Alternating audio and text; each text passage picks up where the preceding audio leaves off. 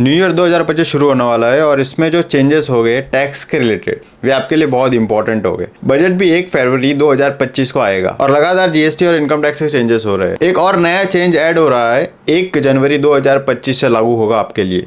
अगर आप जीएसटी में ई इनवॉइस और ई वे बिल बनाने के लिए लायबल है तो ये चेंज आपके लिए है। ये एडवाइजरी 1 जनवरी 2025 से लागू होगी।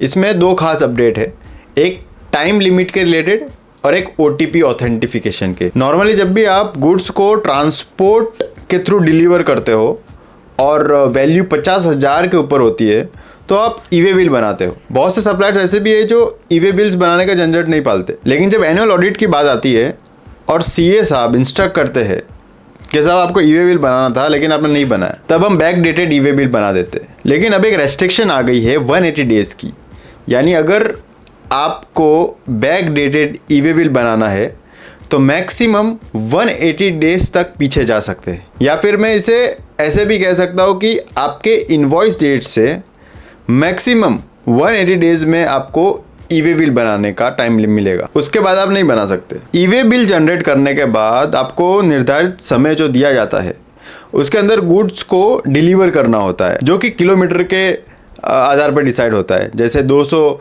किलोमीटर तक आपको 1 दिन मिलेगा और हर 200 किलोमीटर में एक और दिन मिलेगा। अगर किसी कारणवश निर्धारित समय के अंदर आपकी गाड़ी नहीं पहुंच पाती तो आपके पास एक एक्सटेंशन का ऑप्शन होता है। उस एक्सटेंशन को आपको ऑनलाइन ही अप्लाई करना होता है, वैलिडिटी खत्म होने के 8 घंटे पहले या वैलिडिटी खत्म होने के 8 घंटे बाद। अब कितनी बार एक्सटेंशन करे इस पर कोई लिमिट नहीं है, लेकिन अभी एक 360 डेज की लिमिट कैप आ गई है जिसमें आपको 360 डेज मैक्सिमम मिलेंगे आपके ई वे बिल जनरेट होने से लास्ट एक्सटेंशन तक। दूसरा बड़ा बदलाव ये है कि जो कंपनीज थी जिनका टर्नओवर 100 करोड़ से ज़्यादा था, उनकी पोर्टल पर आईडी एंड पासवर्ड से बढ़कर एक्स्ट्रा सिक्योरिटी बढ़ाने के लिए एक OTP वेरिफिकेशन की लेयर भी थी। अब वही 2 वे OTP ऑथेंटिफिकेशन 1 जनवरी 2025 से उन पर्सन्स पर भी लागू होगी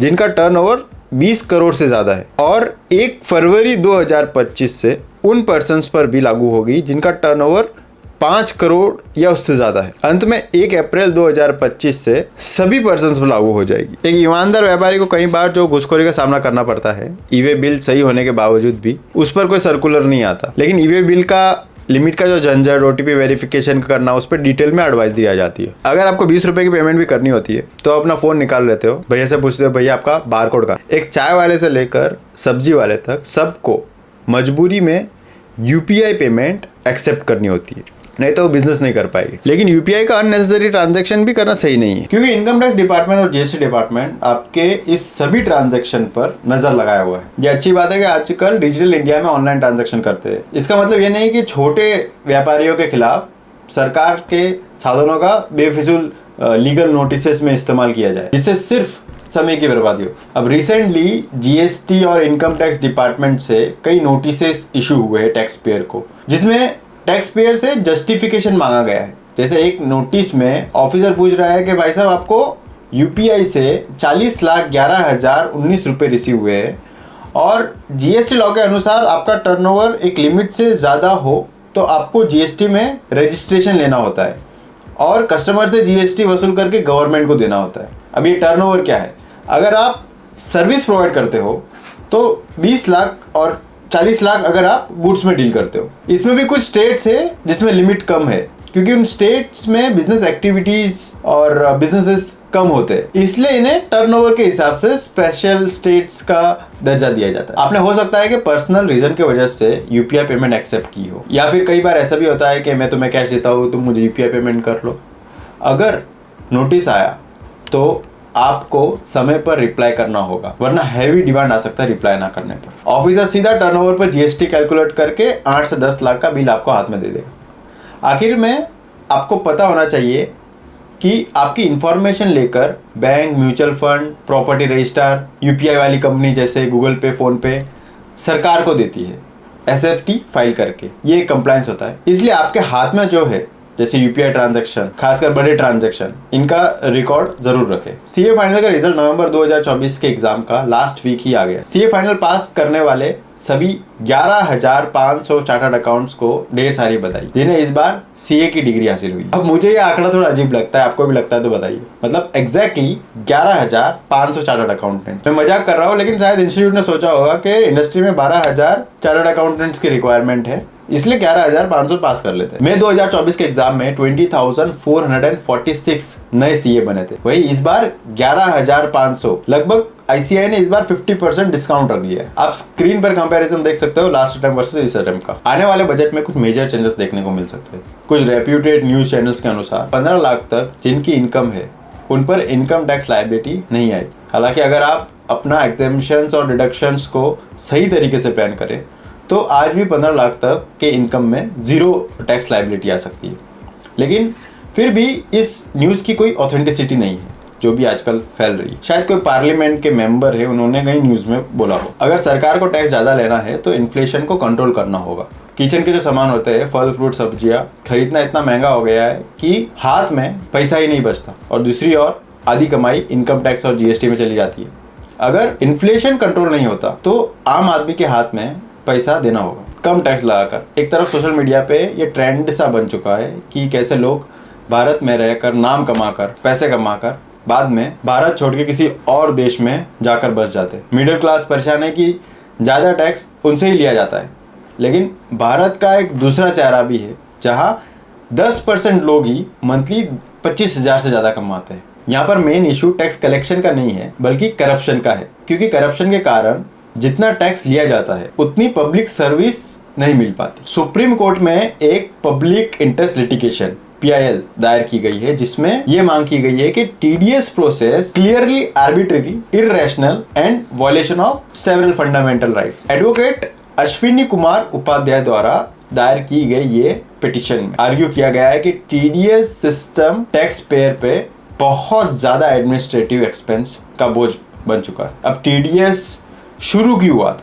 जैसे इनकम टैक्स का पैसा आप साल के अंत में देते हो, तो गवर्नमेंट साल के बीच में ही पैसा वसूल करना चाहती, जिससे कि उनको एक सर्टेनिटी हो कि चलो इतना पैसा आ गया है, देश का बजट बनेगा।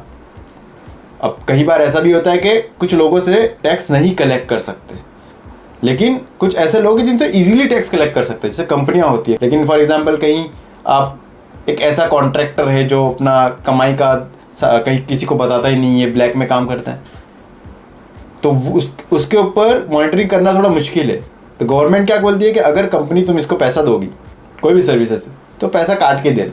वैसे TDS का जो सिस्टम जो चलता है, अब जो पेटिशन है उसमें ये कहा गया है कि TDS सिस्टम को स्पष्ट रूप में आर्बिट्रेरी, इररेशनल और संविधान के जो आर्टिकल्स है, article 14 right to equality, 19 right to practice any profession, 21 right to life and personal liberty के विरोध में घोषित किया गया है, इसलिए ये वॉइड। पेटिशन में centre, ministry of law and justice, law commission और नीति आयोग को केस में पार्टी रखा गया। पेटिशन में सुप्रीम कोर्ट से ये मांगा गया है कि नीति आयोग को ये रिक्वेस्ट की जाए कि ये पेटिशन में उठे गए पॉइंट्स पर सोच विचार करके TDS सिस्टम में जरूरी चेंजेस सजेस्ट करें। लॉ कमीशन को TDS सिस्टम की लीगल वैलिडिटी को चेक करना चाहिए और 3 महीने के अंदर रिपोर्ट तैयार करनी चाहिए, ये डिमांड की गई है। ये जो सिस्टम है वो इकोनॉमिकली वीकर सेक्शन और कम आय जो कमाते हैं उन लोगों पर एक बहुत बड़ा बोझ है। इनकम टैक्स से जो केसेस है वो पेंडिंग होने के कारण गवर्नमेंट टाइम टू टाइम एक स्कीम लाया करती है, जिसमें स्कीम में बेनिफिट मिलता है कि अगर आपका अपील में केस है और आप यहाँ पे स्कीम में आ जाइए, हम आपको पेनल्टी और इंटरेस्ट नहीं लगा के सिर्फ टैक्स का पेमेंट कर दीजिए। उसी लाइन में एक स्कीम विवाद से विश्वास स्कीम 2024, इस स्कीम का जो लास्ट डेट था वो 31 दिसंबर 2024 था। इसको बढ़ाकर 31 जनवरी 2025 कर दिया गया। यानी कि अगर आपको इस स्कीम का बेनिफिट लेना है तो आपको और 21 दिन मिल जाएंगे। ICAI CA बनने के बाद भी ये चाहता है कि हमारा जो मेंबर है वो एटलीस्ट इतने घंटे, एक अलोकेटेड टाइम है उसमें वो अपडेट, अपने स्किल्स को अपडेट करे। इसीलिए ICAI सेमिनार्स और वेबिनार्स कंडक्ट किया करता है फिजिकली और वीडियो मोड पे। अभी वो जो आवर्स है, मिनिमम आवर्स, उसको कहते हैं CPE आवर्स। ये कमिटी द्वारा पूरा मॉनिटर होता है, ICAI के अंडर ही है। 2024 के कैलेंडर ईयर का जो CPE आवर्स था, जिन्होंने अभी तक कंप्लीट नहीं किया है, उनके लिए एक अच्छी न्यूज़ ये है कि टाइम एक्सटेंड हो गया है। 28 फरवरी 2025 तक टाइम चला गया है। अब जिनका ऑलरेडी कंप्लीट था CPE आवर्स 2024 कैलेंडर ईयर का, उनके लिए 1 जनवरी से जो भी एक्स्ट्रा आवर्स हो गए वो उसी कैलेंडर ईयर में काउंट हो गए, 2025 वाला। बट जिनका पेंडिंग था उनके लिए 28 फरवरी 2025 तक जो भी आवर्स रह गए वो इस कैलेंडर ईयर के लिए ही काउंट हो गए, 2024 वाले। और 1 मार्च 2025 से या उसके आगे से जो भी आवर्स रह गए वो 2025 वाले कैलेंडर ईयर्स में काउंट हो गए। ये उनके लिए जिनका पेंडिंग।